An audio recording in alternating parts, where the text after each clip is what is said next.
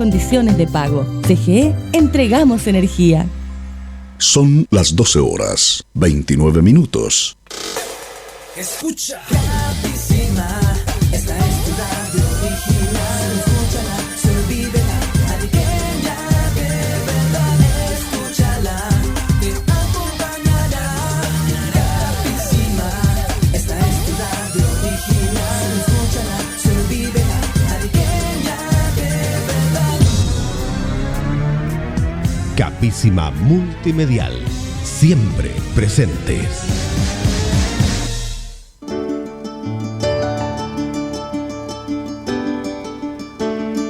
Cámara Chilena de la Construcción presenta Cámara en Acción, un programa radial dirigido para difundir, comentar e informar el quehacer de la industria de la construcción, el desarrollo regional y los beneficios para los trabajadores del sector.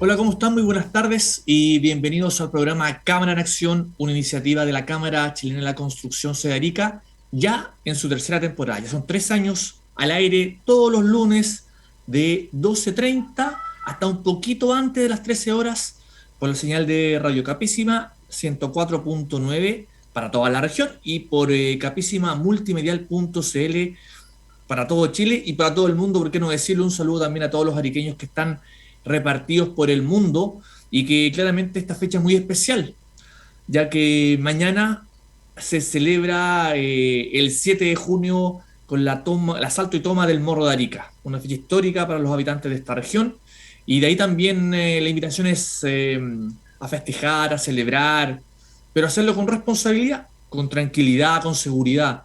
Está las ramadas ya al pie del morro. Si usted va a asistir o va a tener alguna actividad social con familiares o amigos, no tome. Es así de simple. Y si lo va a hacer, entregue las llaves. Quédese ahí, quédese tranquilo. Hágalo con responsabilidad, porque en un segundo todo puede cambiar. Cultivemos y mantengamos una cultura de seguridad en esta víspera del 7 de junio, una fecha donde ya se siente el ambiente festivo, hay menos autos en las calles, la gente anda esperando la noche donde habrán conciertos, actividades, como ya lo decíamos. Así que celebre con responsabilidad, no beba, entregue las llaves, mídase, dé el ejemplo, páselo bien con seguridad, y que esto sea una fecha para recordar por siempre como un grato momento. Hecho ya ese anuncio y ese mensaje, es que les comentamos que hoy día entramos en un tema súper importante, súper especial, y que habla del tema de la escasez de la vivienda, el sueño que todos esperan, vivienda propia.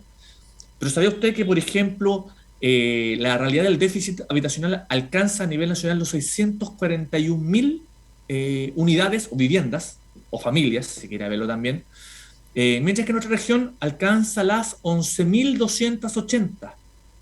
Insisto, la cantidad de viviendas que se necesitan o de familias que buscan una vivienda. Eso según el estudio elaborado por la Corporación Déficit Cero y el Centro de Políticas Públicas de la Universidad Católica. Y para hablar sobre este tema, muy interesante además, estamos con el coordinador de las soluciones urbano-habitacionales, Enrique Matushka, y con Francisco Cabrera, también socio de Camararica, a quien damos la bienvenida. ¿Qué tal, Enrique? Muchas gracias. ¿Qué tal, Francisco? También gracias por el tiempo. Hola, muchas gracias, Alberto. Bien. Hola, Alberto. Perfecto. Bueno, vamos a Un partir saludo con... a través tuyo. Perfecto. Partimos con Enrique, de la Corporación Déficit Cero.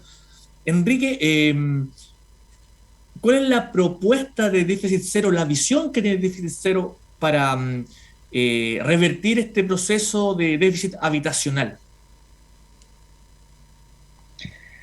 Sí, muy buena pregunta, Alberto. Aprovecho de saludar a través tuyo de todos los que están escuchando en Radio Capísima Multimedial.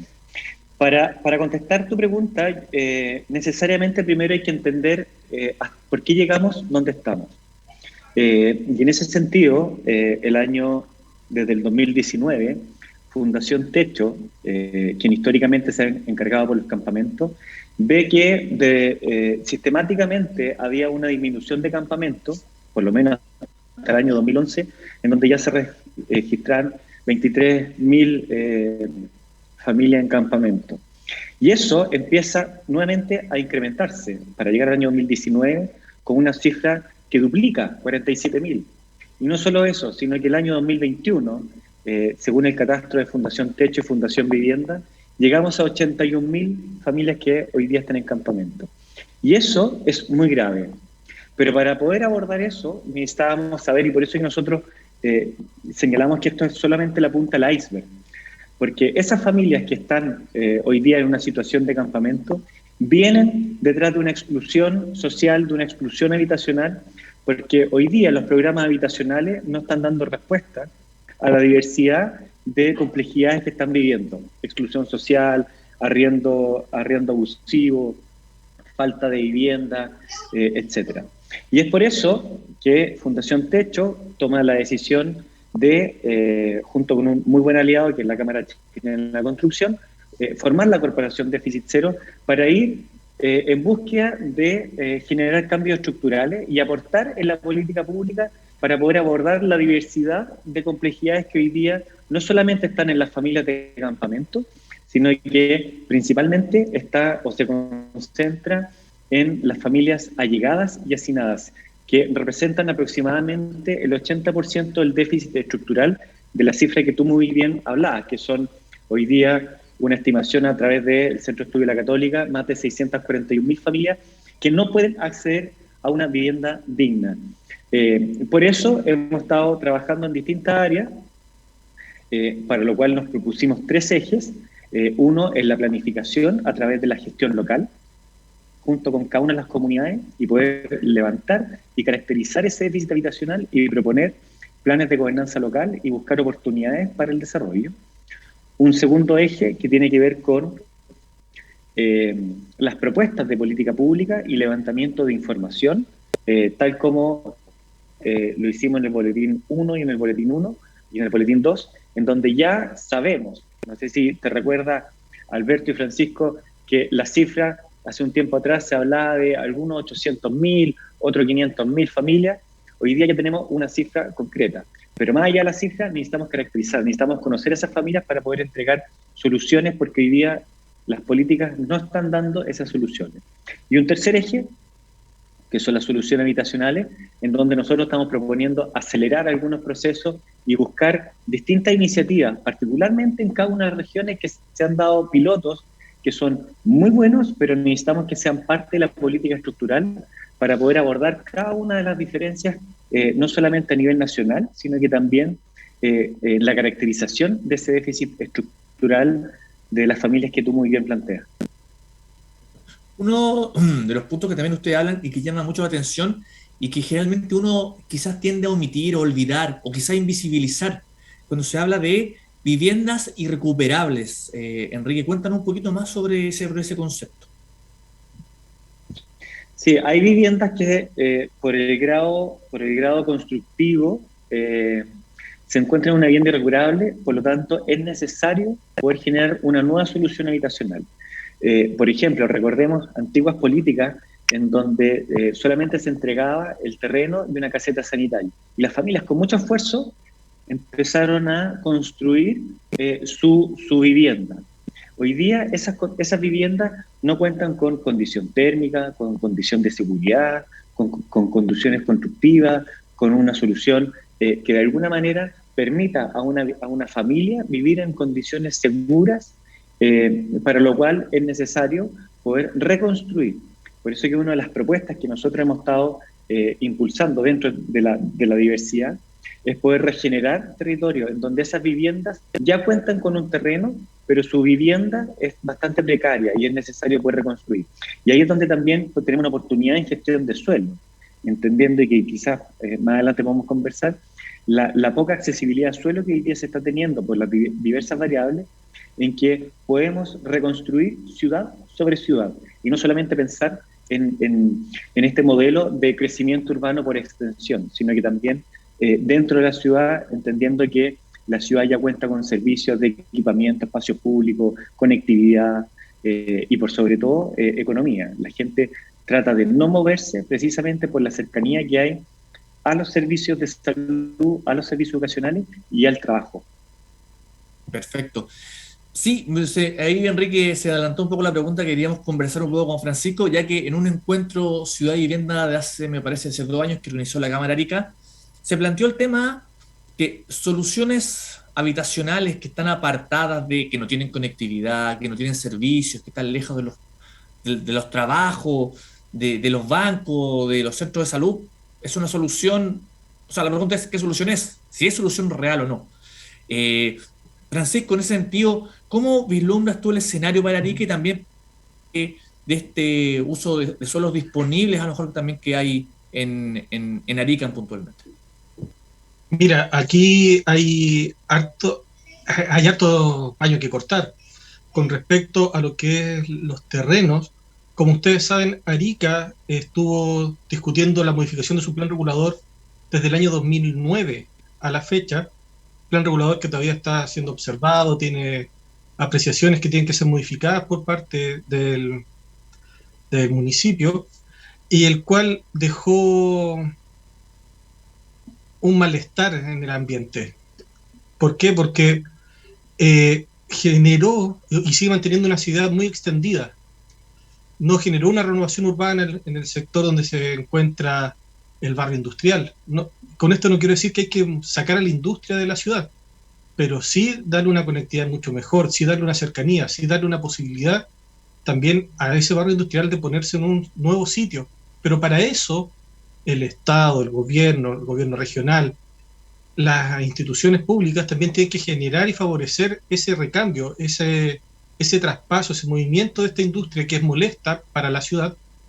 Hay que pensar que cuando el barrio industrial se estableció en esa zona, no había vivienda. Pero como bien se sabe, debido al déficit habitacional, a la búsqueda de nuevas oportunidades o cercanías a las fuentes laborales, la gente se va acercando a estos sectores. ¿Y qué genera? Que en la ciudad de Arica existe una fractura entre lo que es el casco histórico, por decirlo de una forma, que es el centro de Arica, con la zona de explosión demográfica habitacional, que es la parte norte de Arica. Entonces, quedando el barrio industrial en la zona media, que genera una serie de inconvenientes viales, de transporte, de conectividad, y genera una ciudad muy extendida, lo cual también repercute en que los suelos que tiene Arica, aun cuando parecen vastos y extensos, no todos son aptos para la construcción, no todos cuentan con una zona urbana propiamente tal, donde tengan estas redes sanitarias de agua potable, alcantarillado.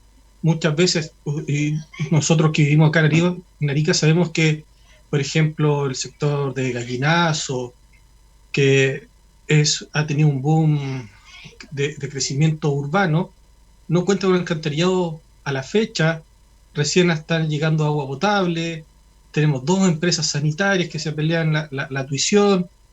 Entonces hay una serie de conflictos que tenemos que estar revisando, y nosotros como ciudadanos, como gremio, hemos tratado más que imponer, promover una ciudad más densificada, que es lo que es una de las políticas, a mi parecer, correctas que debiesen fomentarse.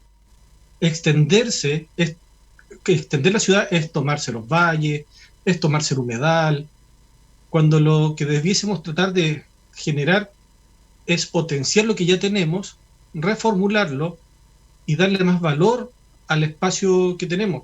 Eso nos permitiría, no sé, sacar poblaciones quizás, modificar la estructura de vivienda a edificios, departamentos, y generar espacios públicos de mayor carácter, y generar lo que se conoce como una ciudad vivible, recorrible, amable con el ciudadano propiamente tal. Entonces, hay hartas cosas que tenemos que hacer, Alberto, y no sé cuál sería la opinión de Enrique, porque esto es lo que se está buscando. Es lo que se ha denominado la ciudad recorrible, la ciudad de los 15 minutos. Tenemos que trabajar en eso. Perfecto. Estamos en el programa Cámara en Acción, iniciativa de la Cámara Chilena de la Construcción Ciudadana, hablando sobre el tema habitacional y el déficit que existe actualmente. Y para ello estamos con Enrique Matushka de la Corporación Déficit Cero y con Francisco Cabrera, también constructor y socio de la Cámara. Ahí, Enrique, también, si pudiéramos también analizar el tema se contempla también el tema de la gente que está en situación de calle. ¿Cómo se ve ese tema? Un día lo conversamos también pensando que hay gente que, según el Ministerio de Desarrollo Social, es gente que tiene su casa, pero por X motivo quiso no estar más en su casa. Que en promedio se mantienen 5 a 6 años y una vez que termina ese proceso, ellos vuelven a un lugar que los acoge. También cómo se construyen los datos respecto también, como decía, con la gente que están en situación de calle. Sí, qué bueno que me hace esa pregunta, Alberto, porque una de las particularidades que se logró con la Universidad Católica y con este estudio que logramos levantar en conjunto, es que históricamente el estudio del déficit habitacional se medía a través de componentes de allegado, hacinamiento, y muchas veces en algunos casos se incluía campamento. Pero las familias en situación de calle, o personas en situación de calle también, estaban excluidas de este catastro. Y fue algo que se incluyó dentro del déficit habitacional, y lo coloco de la siguiente manera. Hay una dirigente que fue muy conocida, que señaló que ella había llorado 2 veces, cuando recibió el subsidio y después cuando lo tuvo que devolver. Y lo tuvo que devolver porque la solución habitacional, tal como planteaba Francisco, no era una solución porque quedaba en una zona periférica, alejada de sus redes sociales y alejada de su fuente laboral. Eso significa que hay una población hoy día en situación de calle que nosotros, como un filtro, podríamos llegar a pensar que no requieren una solución habitacional. Pero eso no es así. Hay cierta población que efectivamente está en condición de calle por opción, pero hay muchas personas, inclusive familias, que están en situación de calle porque han sido excluidas de modelos y de programas y de soluciones habitacionales en donde hoy día podrían estar. Una prueba de ello es un programa que tiene Estados Unidos que se llama First House, que es vivienda primera, en donde precisamente le entregan viviendas en distintos formatos a personas y familias en condición de calle, precisamente con un programa especial para poder incorporarlos a la sociedad y poder incorporarlos al sistema. Hoy día nosotros estamos recién partiendo. Hay algunas iniciativas copiadas de este muy buen ejemplo, pero a lo menos tenemos que tenerlo dentro del catastro para que sean parte de este universo del déficit habitacional y poder trabajarlos con ellos. Más allá, si es que en este trabajo persisten en una situación de calle, pero por lo menos como Estado hay que entregar todas las soluciones y las alternativas para que puedan reincorporarse al sistema, o por lo menos que el Estado tenga las puertas abiertas para poder entregar distintos tipos de soluciones. Enrique, también algo también que se ha conversado, también el tema de la vivienda digna. Defínenos cuál sería una vivienda digna para todas las personas que están escuchando en este momento Capísima, que a lo mejor pueden que tengan algún problema, ojalá que no, pero que digan, mi vivienda no es digna. O por otra parte, una persona cree que su vivienda sí es digna. ¿Qué es una vivienda digna bajo un concepto a lo mejor más, para aterrizarlo a algo más concreto? Sí, hay distintas apreciaciones y cada uno puede tener una visión personal con respecto a qué podría entender como una vivienda digna. La verdad es que nosotros, si buscamos la investigación internacional, o por lo menos los referentes internacionales, la ONU Habitat establece que la vivienda digna es aquella solución que tiene un techo, que tiene murallas y que es una solución para poder resguardar a una familia, ¿ya? Hoy día, como te plantea, hay muchas familias que no pueden acceder a esa solución y se ven enfrentados precisamente por hacinamiento o por allegamiento a distintas presiones sociales, presiones físicas, presiones espaciales que toman como primera opción inclusive irse a una situación de campamento porque en la situación en la que se encuentra no es digno. Y no es digno precisamente por la cantidad de metros cuadrados, por la condición en la que están viviendo y por distintas dimensiones multidimensionales. Y por eso hablamos de hacinamiento, allegamiento, más de 3 personas en una pieza o más de una familia, por ejemplo, en una vivienda.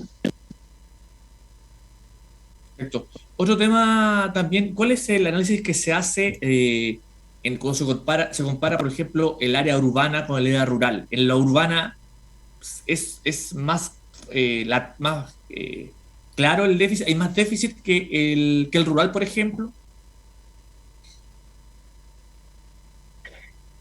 Hay que entender primero que la planificación chilena establece instrumentos de planificación territorial. Y esos instrumentos de planificación territorial es principalmente el límite urbano, la definición entre lo urbano y lo rural, o la ciudad, ¿cierto?, y el campo, a grandes rasgos. ¿Ya?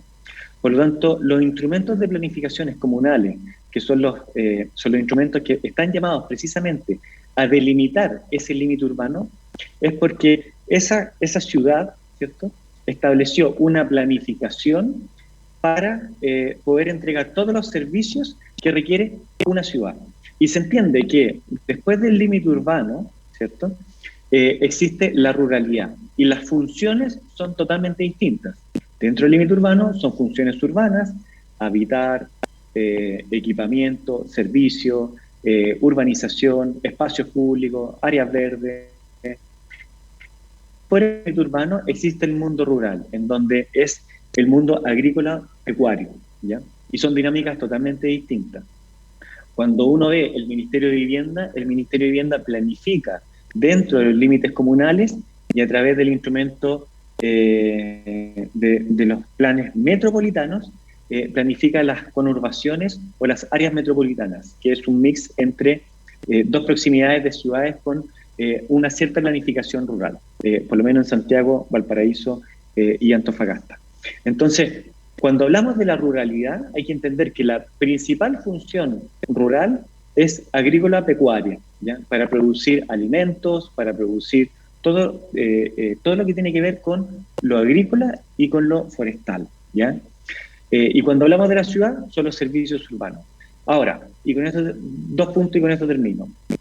Hay que entender que esa dinámica en donde históricamente la migración rural hacia las ciudades por atracción de economía, por atracción de riqueza, por atracción de servicio o por atracción de una mejor calidad de vida, hoy día nos enfrentamos por primera vez en la historia a que la ciudad está empezando a migrar a la ruralidad. Y eso se vio fuertemente con la pandemia, en donde muchas familias, a través de la revolución tecnológica, empezaron a buscar otras alternativas en su modo de vivir. Y eso es un hito histórico y a nivel mundial, no solamente a nivel local. Y por otro lado, también me alegra que la nueva ley de integración social y emergencia habitacional también le entrega mayores herramientas al ministerio, porque curiosamente hasta ahora los planes reguladores analizaban la movilidad, analizaban los equipamientos, analizaban los servicios, pero no identificaban el déficit habitacional que tenía que atender la comuna. A través de esta ley de integración social, precisamente los planes reguladores van a tener que actualizarse para poder colocar viviendas asequibles y viviendas públicas dependiendo del déficit habitacional que ellas tengan. Por lo tanto, dentro de lo malo, creemos que hay herramientas y medidas que están o pueden empezar a combatir estos fenómenos que estamos empezando a vivir en estos últimos 5 o 8 años. Francisco, ¿cómo analiza además el escenario regional pensando que hay una alza de materiales? Tenemos todos los días vemos el tema de las tomas, que está cada vez más visible, digamos. El tema de migración, donde al parecer estos números de déficit, por lo menos también en Arica, y creo que también en todo Chile, no van a la baja, sino que se mantienen o incluso van al alza. ¿Cómo vislumbras tú el escenario acá en Arica? Mira, Alberto, se ha generado a nivel nacional y regional una tormenta casi perfecta para todo esto. Uno, una alta presión, es decir, una alta demanda de vivienda, una cantidad de suelo muy limitada, lo cual significa a mayor oferta, mayor demanda, por lo tanto el precio de los suelos sube, lo cual se afecta también con el alza de precios materiales. Pero no es solamente el alza de precios materiales, hay que recordar que Chile no es un productor de mucha materia prima en cuanto a materiales, sino que es muy exportador. Y el alza principal se da por las importaciones de estos, que ha subido ostensiblemente. Junto con ello, tenemos una política pública que nos establece ciertos rangos o condiciones. La vivienda pública tiene un muy alto estándar, por las mismas condiciones propias del país. Una alta sismicidad, en los ambientes salinos, propiamente tal en Arica y en Tarapacá, lo cual genera que la vivienda, propiamente tal, la vivienda básica en la zona norte, sea muy cara, sea dentro de las más caras junto con la del extremo sur, que tiene otras condiciones térmicas, turba de suelo, el suelo en turba. Por lo tanto, cada región, y esta larga y angosta franja, tiene distintas condiciones. Pero junto con ello, yo creo que tengo cierta esperanza, porque tenemos las voluntades y tenemos el conocimiento para establecer una política nueva con respecto a la vivienda pública. Me refiero a poder aplicar vivienda pública a distintos formatos, para distintas personas, distintos grupos etarios. Yo creo que estamos todavía en la posibilidad, y quizás Enrique pueda compartir también esta opinión, de que tenemos la posibilidad de establecer viviendas, ya sea a título gratuito, con un aporte mayor por parte de las personas, o también viviendas que sean progresivas, que se adecuen a la familia. Una familia o una pareja joven no necesita 4 habitaciones en una primera instancia. Necesitará 1, 2, son familias que estudian. Después, cuando pasan a ser adultos mayores, la vivienda que la acomodaron, la adecuaron para una familia, ya les queda demasiado grande. Entonces se les vuelve una carga finalmente. Por lo tanto, tenemos que ir viendo esa reconversión nosotros, Alberto, y tenemos que ir dando respuesta a los tiempos. La vivienda se nos enseñó o nos acostumbramos que la vivienda era para siempre. Y ahora estamos viviendo los tiempos en que la vivienda nos estamos dando cuenta que no es para siempre. La vivienda tiene una vida útil, la vivienda se deteriora, se destroza y sufre los embates de la naturaleza en ese tiempo. Por lo tanto, requiere ser reparada, requiere ser inclusive demolida y reconstruida, que es lo que decía muy bien Enrique, esa vivienda que pasa a ser irrecuperable. Y en Arica existen muchos de esos casos. Y como son viviendas que ya son privadas, el Estado no puede ni aportar ni ayudar. Por lo tanto, quien se hace cargo de esa vivienda tiene que ser el propietario. Por lo tanto, pasa a ser una carga tremenda. Imagínate, estás pagando una vivienda los primeros 30 años de tu vida y después tienes que estar reconstruyendo la vivienda los próximos 30 años Entonces nunca paras. Perfecto. Bueno, les cuento que estamos llegando al fin del programa. Quiero agradecer a Enrique Matushka de la Corporación Déficit Cero, a Francisco también, socio de Cámara Arica, por su tiempo, por conversar un tema que da para mucho, pero que el tiempo se nos acabó. Y a ustedes que están escuchando el programa, recordarles que la grabación del programa se sube a las redes sociales. También pueden consultar en cchc.cl, en la pestaña Arica, donde está la información además. Y recordarles que este víspera del 7 de junio celebre, se reúna con los seres queridos, pero que lo haga con responsabilidad. Cuídese, la cultura de seguridad es un tema que se trabaja día a día. Y también lo esperamos el próximo lunes a las 2:30 por Radio Capísima 104.9 y capísimamultimedial.cl. Muchas gracias, Francisco, muchas gracias, Enrique, y feliz 7 de junio para todos quienes nos escuchan. Gracias a ti, Alberto, y a todos los que nos están escuchando en Radio Capísima. Muchas gracias, Alberto. Un saludo Enrique, nos estaremos viendo. Cuídese. Muchas gracias, Francisco. Nos vemos. Cámara Chilena de la Construcción presentó Cámara en Acción.